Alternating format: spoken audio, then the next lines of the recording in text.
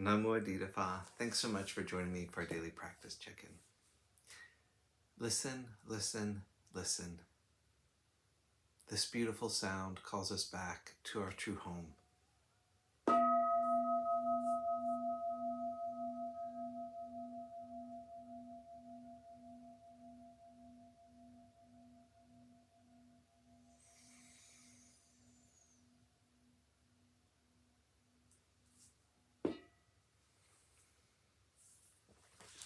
The first mindfulness training. Aware of the suffering caused by the destruction of life, I vow to cultivate compassion and learn ways to protect the lives of people, animals, plants, and minerals. I'm determined not to kill, not to let others kill, and not to condone any act of killing in the world, in my thinking, or in my way of life.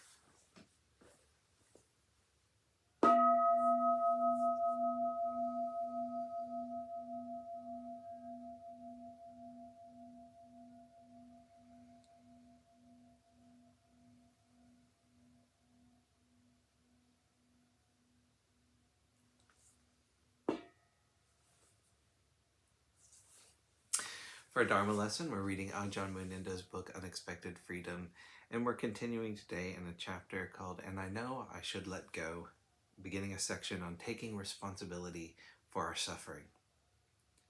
A lot of time, we try to avoid suffering and pretend we're not suffering when we are. On various levels, in subtle and gross ways, we're carrying different forms of suffering, such as fear, anxiety, worry, doubt, regret, and remorse.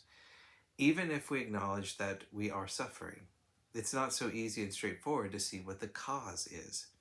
Some of our habits are very deeply embedded. The habit of dwelling on resentment is an example. If we haven't truly inquired into this domain of our life, we can readily react to the feeling of unhappiness as if it were somebody else's fault.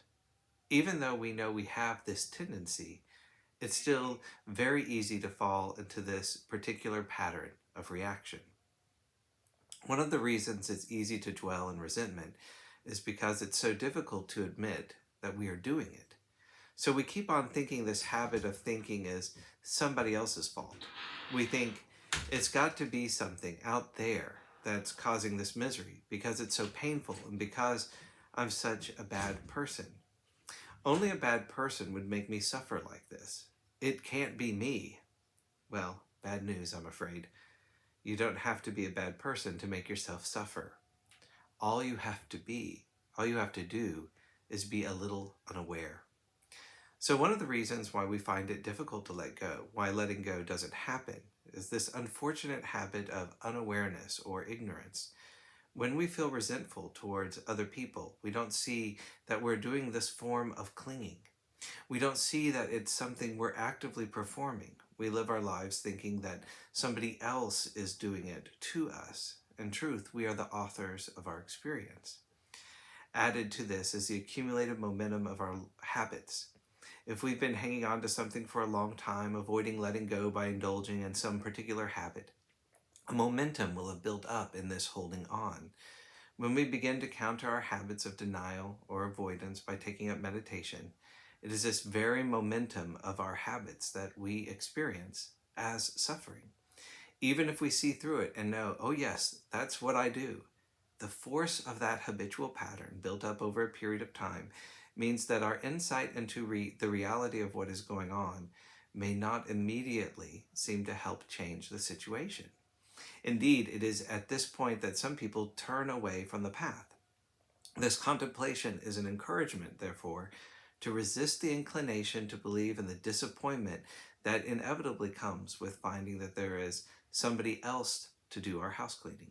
We should instead take heart from, that there is nobody else to do our house cleaning.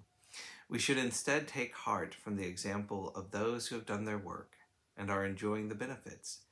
The inspiration of the Buddhist teachings and the wisdom of those who have practiced them can help to counter this disappointment.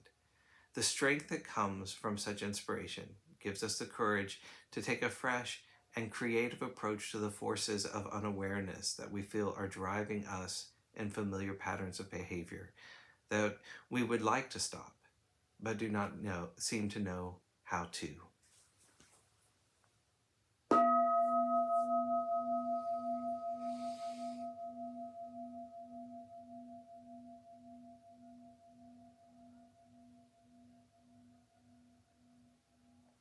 May all beings be well. May all beings be happy. May all beings be peaceful. Namo Adida Phat. Thanks so much for joining me today.